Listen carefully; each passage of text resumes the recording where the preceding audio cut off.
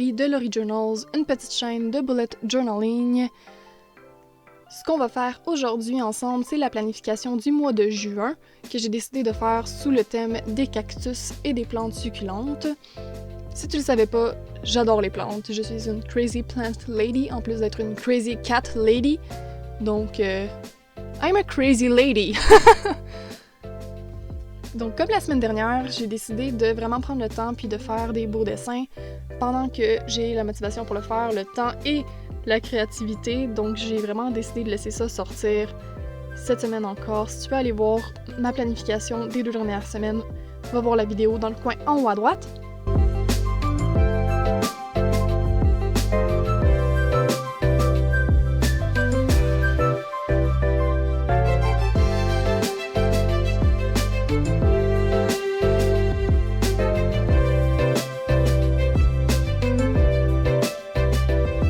Donc, j'y suis allée pour une planification mensuelle assez simple, donc simplement une liste des jours avec les fins de semaine mises en évidence avec du surligneur gris. J'ai décidé, contrairement au mois dernier, de faire une planification mensuelle parce que je recommence le travail bientôt probablement, puis je me suis dit que ce serait une bonne chose pour y inscrire mon horaire, les heures que j'ai à faire, ainsi que d'autres choses. Donc c'est pour ça que je l'ai intégré ce mois-ci et pas le mois passé. Avec le retour au travail, ça va certainement être beaucoup plus utile qu'en temps de quarantaine.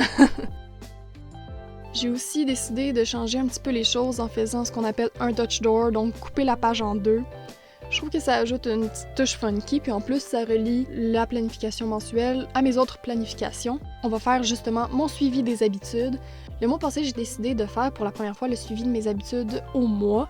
Avant, je le faisais aux semaines, puis j'étais vraiment allée all-in, là. J'avais mis plein d'habitudes, j'avais fait une page juste pour ça, puis je me suis rendu compte que finalement, je l'utilisais pas tellement. Donc j'ai décidé de réduire le nombre d'habitudes que je suis. Donc ce mois-ci, je suis seulement ma consommation de café, les jours où je fais la litière de mon chat, les jours où je poste sur Instagram, les jours où je poste sur YouTube, et les journées où je prends des nouveaux visuels, c'est-à-dire que je prends des nouvelles photos ou que je filme des nouvelles vidéos pour Instagram et YouTube. Donc j'ai vraiment réduit ça.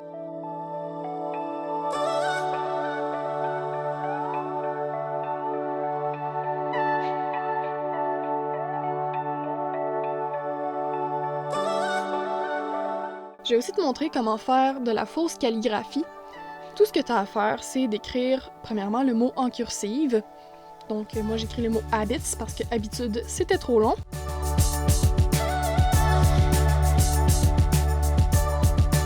Ensuite de ça, tu élargis les coups de crayon que tu as fait vers le bas. Puis tout ce qui te reste à faire ensuite, c'est de noircir ces parties-là. Donc c'est vraiment super simple. Suite à une grande demande de la part de ma mère, je me suis dit que j'allais le montrer à la caméra. Donc si tu veux t'essayer, hésite pas, c'est vraiment plus simple que ça en a l'air.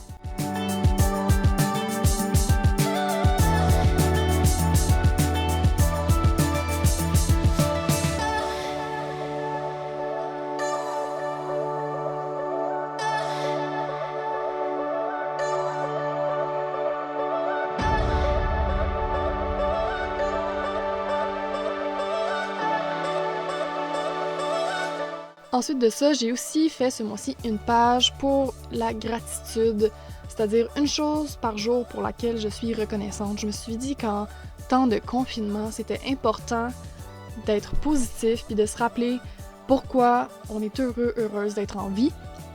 Un petit peu par rapport justement à la vidéo que j'ai faite il y a quelques semaines, je te mets ça en haut à droite aussi. Donc j'ai fait une page toute simple, une ligne par jour à écrire, quelque chose pour laquelle je suis reconnaissante. Donc tout simplement, j'ai numéroté les jours de 1 à 30 pour chaque jour du mois de juin. Et le moment venu, j'aurai juste à remplir tout ça.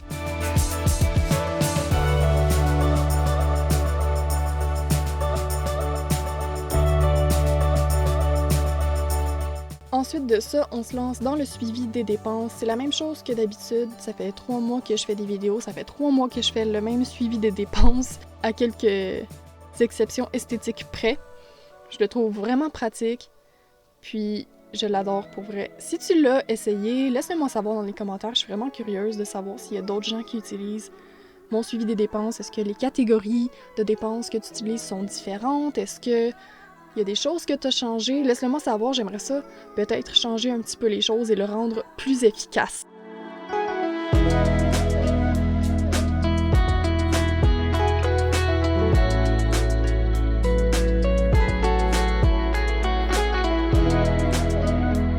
Là, ce que je suis en train de dessiner, c'est une plante de Senecio rowleyanus, ou sénesson de Rowley en français. C'est une plante succulente qui a des petites boules ronde puis qui est pendante, puis je pense peut-être l'ajouter à ma collection de plantes.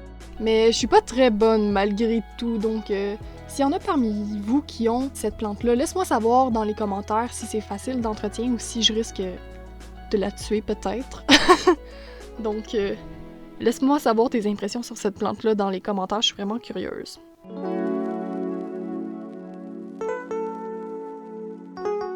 Donc là, j'ajoute tout simplement sur le calendrier où je suis mes dépenses au jour le jour des petites touches de gris pour que ce soit plus joli.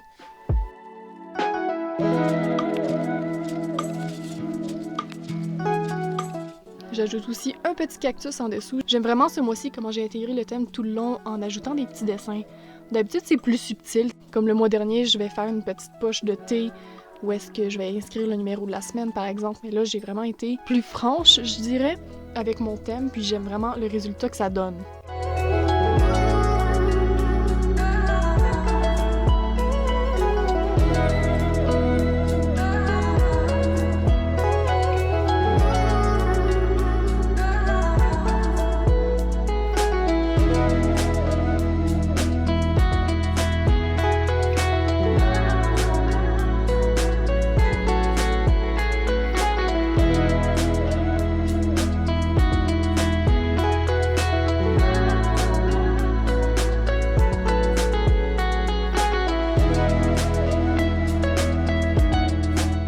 J'ai aussi, ce mois-ci, et le mois dernier aussi, mais j'avais perdu la vidéo, changé une de mes catégories de dépenses.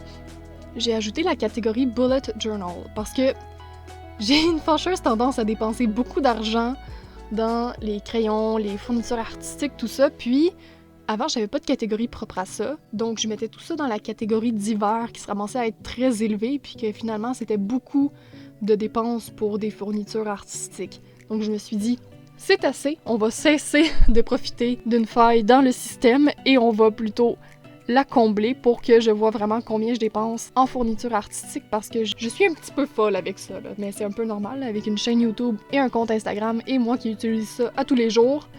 C'est un petit peu inévitable, donc on vit avec et on se crée un nouveau poste de dépenses pour ça. Est-ce que toi aussi t'as des failles dans ton système que tu exploites? Puis est-ce que tu as le courage de les combler comme moi ou si tu continues de les exploiter? Laisse-moi savoir dans les commentaires, je suis vraiment curieuse de savoir si je suis la seule à faire ça.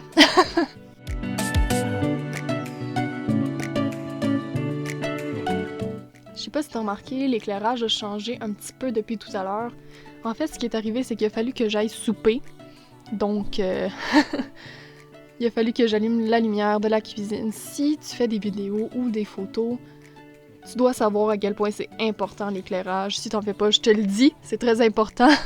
Puis quand t'as pas de lumière juste pour ça, des lumières spécialisées comme moi, l'éclairage naturel est tellement important. Donc, note à moi-même, bien planifier mes heures de films et de photos la prochaine fois parce que c'est ça que ça donne.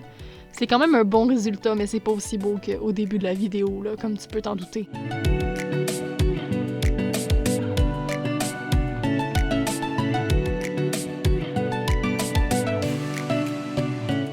Ce mois-ci aussi, je fais un type de planification que j'ai jamais fait avant. Donc j'essaie ça, on va voir ce que ça donne. C'est un suivi de mes heures de sommeil, ou comme je l'appelle sur ma page, un suivi du dodo. Donc j'inscris tout simplement l'heure à laquelle je me suis endormie et l'heure à laquelle je me suis réveillée, puis ben ça me donne un certain nombre d'heures de sommeil qui normalement devrait arriver à 8 si je suis une personne raisonnable. Puis la raison pour laquelle j'essaie cette planification-là ce mois-ci, c'est parce que je retourne au travail, puis je veux vraiment voir à quel point mes heures de sommeil sont déficientes ou pas, puis à quelle heure faudrait que je me couche, puis tout ça. Donc c'est vraiment juste pour ça.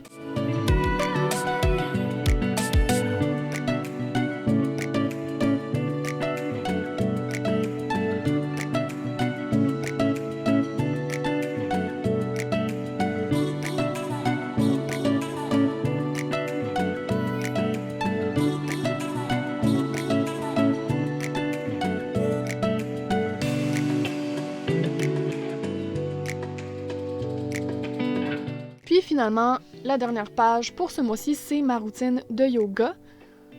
Avec le confinement puis tout ça, je suis vraiment moins active, j'ai plus besoin de me déplacer beaucoup pour aller au travail, entre autres. Donc je me suis dit que j'allais essayer de me remettre au yoga. Puis je me suis fait une petite routine dans mon bullet journal pour essayer d'y penser plus parce que j'ai tendance à vraiment oublier. Donc ceux qui connaissent un petit peu ça, tu peux reconnaître que c'est tout simplement la salutation au soleil. J'ai ajouté une petite variation. La deuxième fois que je fais le chien tête baissée, je lève la jambe droite puis la jambe gauche pour travailler un petit peu plus les muscles. J'aime bien le hatha yoga, là, donc je tiens les postures un peu plus longtemps pour essayer de forcer davantage. Est-ce que tu as des trucs pour être plus constant dans ta pratique d'un sport? J'ai vraiment de la misère avec ça. J'ai essayé de me trouver un yoga body, mais ça n'a pas vraiment fonctionné jusqu'à maintenant. Donc si tu as des trucs, laisse-le moi savoir dans les commentaires. Je sais que je pose plein de questions aujourd'hui. Je suis curieuse, c'est comme ça. Mets tout dans le même commentaire, je vais être super contente de te lire.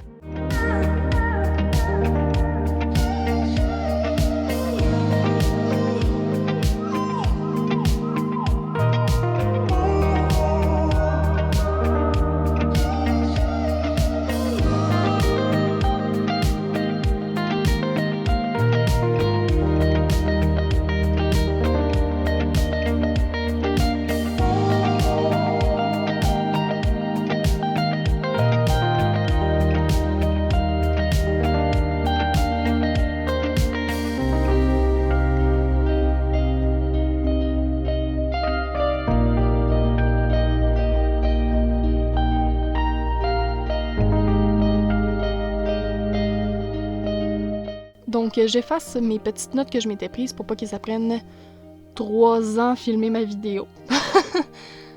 Parce que oui, il y a de la planification qui va là-dedans.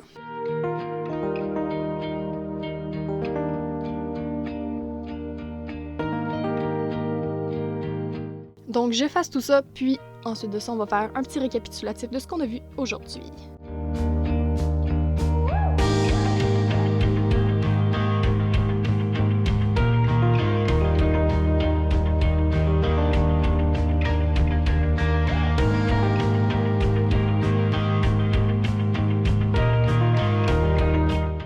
Donc, ma planification mensuelle du mois de juin, mon suivi des habitudes, ma gratitude, mon suivi des dépenses, mon suivi du dodo et finalement ma routine de yoga. Donc, si tu as aimé la vidéo d'aujourd'hui, laisse-le moi savoir dans les commentaires. Laisse-moi aussi un petit pouce vers le haut. Si c'est pas déjà fait, tu peux t'abonner et activer les notifications pour ma chaîne.